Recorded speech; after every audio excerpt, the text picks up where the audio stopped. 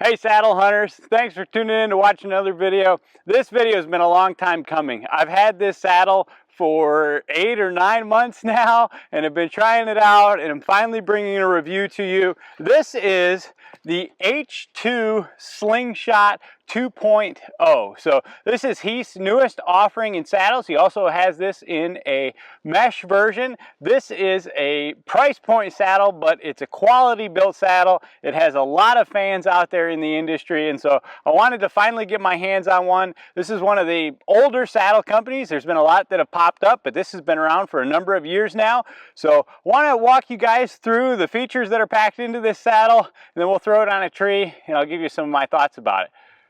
All right, so let me walk you through some of the features. So as you can see right there, MOLLE webbing is at the top. Very thorough stitching job on this saddle. I think the literature says it uses 180 yards of thread to make each one of these saddles. So a lot of really strong stitching going on here. The MOLLE webbing is of the open variety, so there's no tight MOLLE on the top, but on the bottom there's a line of tight MOLLE.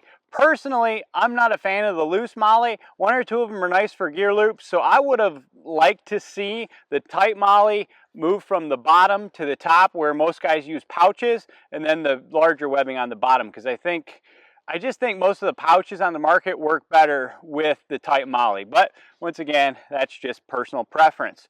You'll notice that the leg straps come off the center, and then they connect right here on the point of the saddle on the bottom. And that's really nice, because what it does is it allows the strap to run basically horizontal across your leg. Not great for the walk in, but a lot more comfortable for the sit, in my opinion.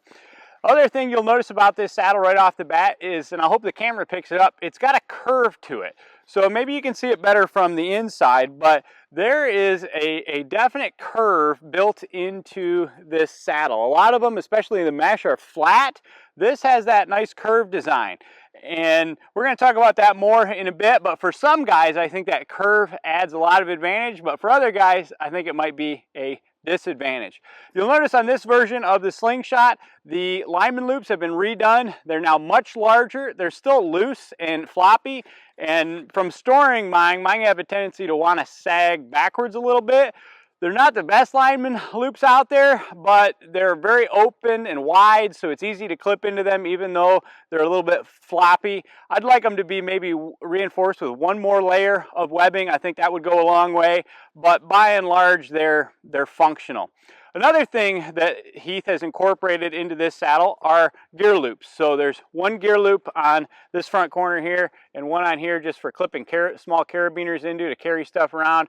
You could probably also hook your leg loops into those if you really wanted to. I haven't seen a need to do that, but it's an option. The other thing you'll notice is that the waist strap on this is sewed right there at the top, so it supports that upper row of MOLLE very, very well. This is nice, thick webbing. He uses an Australpin Cobra buckle, which is just a phenomenal quality, one of the best ones out there. A tri-glide adjustment on this side to pull the slack in, and then your quick adjustment is on this side and it locks up really securely. There's also a tri-glide over there if you want to manage your slack with it. So those are just some nice touches that Heath has thrown in. This is excellent material for the webbing belt. It's nice and stiff. It doesn't slip at all in my experience walking in. If you get material for the belt that's too thin, it will often slip through these Cobra buckles, but Heath, in my opinion, has found just an excellent webbing to use for a waist belt. Now, moving on to the bridge loops are reinforced on the back with an extra piece of flat webbing, and then the main body, the chassis, is folded over on top of itself. And we'll talk about this more when I get it in the tree too, but these are some of the flimsiest bridge loops I've seen. Now, that doesn't seem to be a downfall with the Triad bridge. While we're on bridges, let me talk about this. The base model of this saddle comes with just a flat webbing bridge. This is I believe it's tubular webbing, and then it's tied on with water knots. So in order to adjust this bridge length as the way it comes, you have to untie and retie the water knots. Not super hard, but you'll notice that there's no capacity for this to tighten down on the bridge anywhere. So Heath offers an upgrade, this Triad bridge, and he was the first person to make a fully adjustable all Amsteel bridge that attaches with prussics onto these bridge loops. And I thought I could get away and not buy the Triad bridge, so I tried an Amsteel bridge from Cruiser, and I tried a kind of an Amsteel rope bridge hybrid from Custom Gear Modifications, and both of them slipped like crazy along these bridge loops. I could not get them to stay where I tightened them down. But this Triad bridge holds just fine on these bridge loops. So in my experience, as long as you're using Heath's bridge with this saddle, the potential downside of the lack of stiffness along those bridge loops is pretty much mitigated. So that's the majority of the saddle. I think he offers this in 3 different sizes. I have a medium, and to me that's a nice feature because I often fall kind of right on the line between smalls and mediums quite a bit, not sure which way to go, or if there's 2 sizes right between them. And this is just a perfect size for my body type. So that's just kind of an overview of the features. Oh, one last thing I forgot. On the sides here, Heath has stitched in, I think this is 1 3/4 or 2 inch webbing along the side here to help give a little bit of rigidity to that, to help decrease hip pinch a little bit. So we'll talk about that more in the tree and how it functions, but that's just kind of an overview of the build and the construction of the H2 Slingshot 2.0. So let me throw it on the tree here, and I'll give you some of my thoughts about using this particular saddle.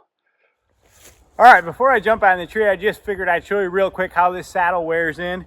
You'll notice it's got a fairly small footprint for a single panel saddle, so it doesn't hang down even below the bottom of my butt. So for walking in, I've got complete mobility in my legs. And as long as the leg straps are tucked in behind my legs like I have them right now, it's a non-issue. Now, I've noticed they'll have a tendency to come unhooked every now and again and kind of dangle, and that can be a pain. But overall, that doesn't happen like every time I use it. It's just every now and again one will pop out. Now, notice here I've just tucked the bridges in. There's a little extra junk going on because there's 2 bridges on there, but you can just take this Triad bridge and loosen one side and then cinch the whole thing down, and it just pulls those bridge loops in nice and tight. Tuck your extra Amsteel into your belt there, cinch it down, and you can see that would be a very compact package for walking in. So this saddle overall wears in very easily for you guys that are concerned about that. So now that we've got that out of the way, let me jump on the tree and I'll talk you through more thoughts about this saddle. All right, guys, so we're in the tree here with the H2 2.0. Really like this saddle from a build and construction. The Cordura just feels solid, and you feel secure in it. So let me talk you through some of the things that I have noticed in testing out this saddle. First and foremost, I've discovered that this saddle, for me anyway, seems very particular about tether height. I have to run a low tether height to reduce this angle here as much as possible in order, with this stock bridge, to get weight distributed evenly throughout the saddle. If I've got it up higher, I'll notice that the bottom strap will feel a whole lot more pressure than the top strap, and for me that's just not comfortable at the end of the day. Now, one thing I'll point out that I think is true in my testing, I think this saddle works for guys that have just a little bit more junk in the trunk than I do, so to speak, because of that kind of curved design. I just don't think I fill it out enough. When I'm leaning in this saddle, I tend to feel pressure along the top of my iliac crest with this configuration that I just can't seem to get rid of. And I find it a little bit bothersome. So that's why I wanted to try the Triad bridge. You'll notice that with this standard bridge, if I try to, put it down low, let's say I put it down low, I'll even hold it there, sit down into it, it just can't stay. It has one position right there in the middle, okay? So it doesn't give you any adjustment, and in my opinion, the adjustment along the bridge is the most important one to look for in any saddle. So that being said, let's talk a little bit about sitting. I found this saddle to be better for sitting than for me for leaning. So just add a little tether length there and sit down into it. Meat of my butt right in the saddle, and And this I've found to be pretty comfortable. Now, once again, you don't have any adjustability.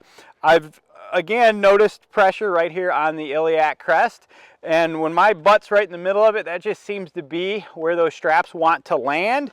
But my hip joint's right in between the two straps, so that's good. Not going to get a ton of hip pinch or anything from it. I could try to move it down a little bit lower, but what I've found is that due to that curve, if my butt's not like right in the middle of the material, I'll get pressure. So by moving it down like that, I'm now feeling a lot of pressure in this top strap. So for me, it's like my body's got to be right there in the middle of the saddle in order for me to avoid pressure points. So it's workable, but you just don't have any adjustment. And you got that one spot, at least in my experience, to be comfortable. So let me switch out bridges here, and I'll talk you through the difference that the Triad bridge has made for me. All right, so I've got the Triad bridge hooked up. One thing you'll notice is that this Triad bridge is just a smidge shorter than the bridge with the water knots. But the nice thing about this bridge is that you've got a little bit more adjustment to play with. Now, it does slip a tiny bit. I might have got, like on this one, 1/4 inch of slip, but then it'll hold. It's not perfect, but it's better than any other Amsteel bridge I've tried on this particular saddle. So now I'm set up in the leaning position, and you can see I've got these prusik knots probably, you know, a 1/2 inch away from those orange sewing, from where it's sewn. And that, to me, when I'm leaning, distributes the pressure much more evenly across the bottom strap and the top strap, and I'm able to lean quite comfortably. Even though the saddle's still coming near my iliac crest, especially with a couple of coats on, I just don't notice the pressure like I did with this water knot bridge. So big upgrade for me when I'm leaning in this saddle. Lots of adjustment though. So you can adjust the length of the bridge. It's adjustable on both sides. Now, let me show you this here. You're basically just going to kind of crack it and work it a little bit to get some of the pressure out, and then it slides very easily and settles in pretty good. Even after it's weighted, a couple quick moves and then you can slide it. So for an Amsteel bridge, it seems to adjust pretty easily. It doesn't lock up super tight, and I had heard that about that. So maybe that's just guys that weigh more than me, I don't know, but in my experience it adjusts pretty well. Stopper knots on each end. So for leaning, you know, this has made all the difference in the world, this Triad bridge. I was almost ready to give up on this saddle because I was so frustrated with the comfort I was getting leaning, but the bridge made just a world of difference. So let me go down kind of in the sitting position now. I'll add a little bit of length here. Now when I'm sitting, I want to move the prusiks more toward the middle or even to the bottom of the saddle. So let's put them in the middle. And I lean into the tree, and I feel a little bit more pressure on the bottom strap than I do the top one. But in my experience, the middle has been very comfortable for sitting. You know, this has not been bad at all.